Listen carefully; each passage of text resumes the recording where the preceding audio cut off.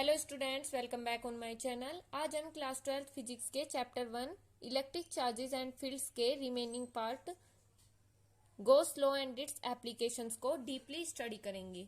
Board exam में इस topic से कंटिन्यूअसली क्वेश्चंस आ रहे हैं, so please watch the video till the end and try to understand the topic clearly.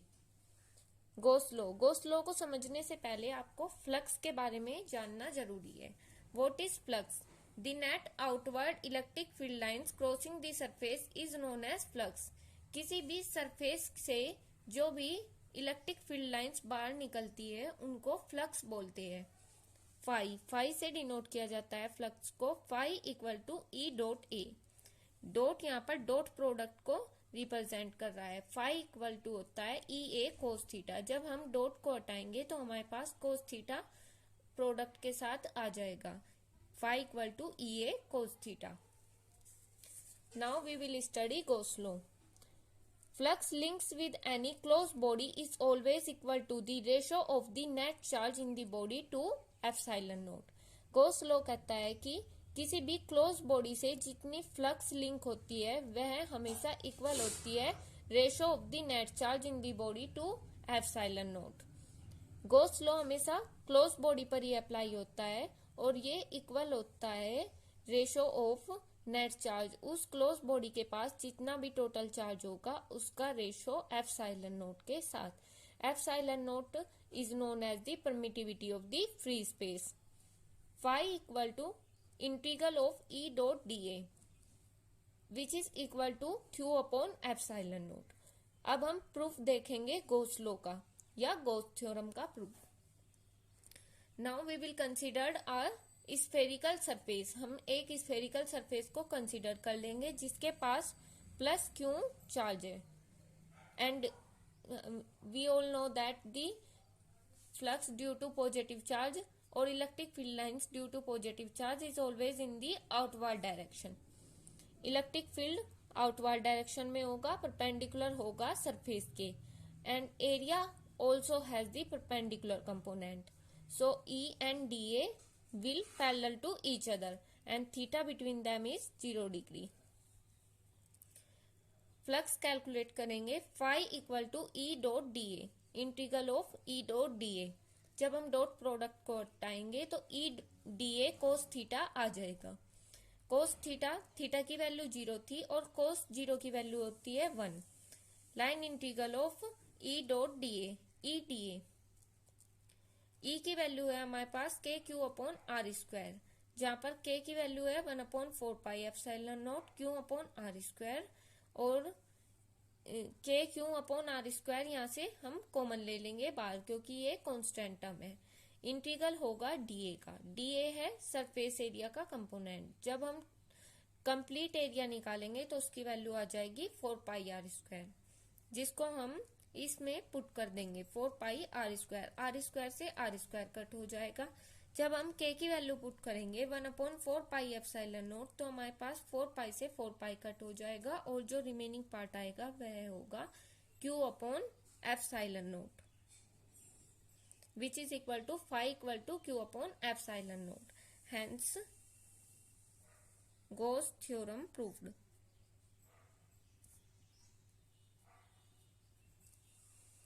Now we will study about its applications. Gauss law and its applications. Applications of Gauss law. First is the electric field due to infinite length of wire. Now we will calculate electric field due to an infinite length of wire. एक infinite length का wire है, उसका हमें electric field calculate करना है. Let us consider a wire of infinite length and having linear charge density lambda. उसको study करने से पहले मैं आपको चार्ज डेंसिटी के बारे में बताती हूँ। चार्ज डेंसिटी 3 टाइप्स की होती है। Linear charge density, surface charge density and the volume charge density. Linear charge density को हम लैम्डा से डिनोट करते हैं, सरफेस चार्ज डेंसिटी को हम सिग्मा से डिनोट करते हैं और वॉल्यूम चार्ज डेंसिटी को हम रो से डिनोट करते हैं। Linear charge density lambda equal होती है क्यू अपॉन एल के। चार्ज को लेंथ से डिवाइड कर दिया गया है। Surface charge density sigma equal होती है sigma equal to Q upon A. Charge को एरिया से डिवाइड कर दिया गया है। And volume charge density equal होती है रो की। Rho equal to Q upon V. Charge को वॉल्यूम से डिवाइड कर दिया गया है, जिससे हमें वॉल्यूम चार्ज डेंसिटी मिल जाएगा। जहां पर हमें लीनियर चार्ज डेंसिटी लैम्डा को स्टडी करना है, क्योंकि वायर की लेंथ को दिया गया है। वायर के पास लेंथ होती है, उसका सरफेस एरिया नेग्लिजिबल मान लिया गया है। To calculate the electric field due to infinite length of wire, we will consider a cylindrical Gaussian surface. We have to calculate the electric field at a point P, which is at a distance r from the wire. Let us consider a cylindrical Gaussian surface of radius r and length L, which is passes through the point P. हमने एक ऐसा cylindrical Gaussian surface लिया है जिसकी radius r है और जो point P से होते हुए पास हो रही है और जिसकी लेंथ L है। इस गॉसियन सरफेस के 3 पार्ट्स होंगे, 2 side caps S1 and S2 and a curved surface S3. As we know that electric field on the curved surface is constant at every point and has the same value at every point.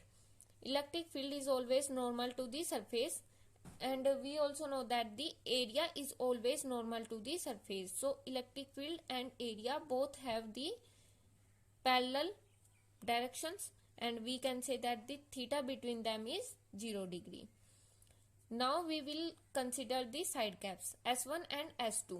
As electric field is in the outward direction or normal to the surface, and here we can see that the direction of the area is always normal to the surface, which is making an angle of 90 degree or perpendicular to the electric field. The similar case is found in the second side cap S2. Angle between the electric field and the area is 90 degree. Theta equal to 90 degree. Now we will calculate the total flux. Phi equal to phi1 plus phi2 plus phi3.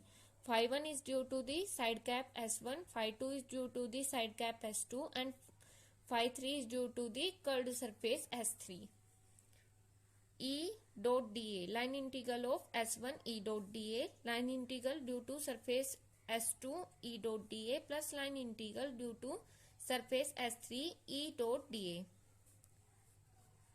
जब हम dot product को हटाएंगे तो हमारे पास E dA cos theta आ जाएगा plus S2 E dA cos theta, थीटा1 थीटा2 S3 E dA cos थीटा3।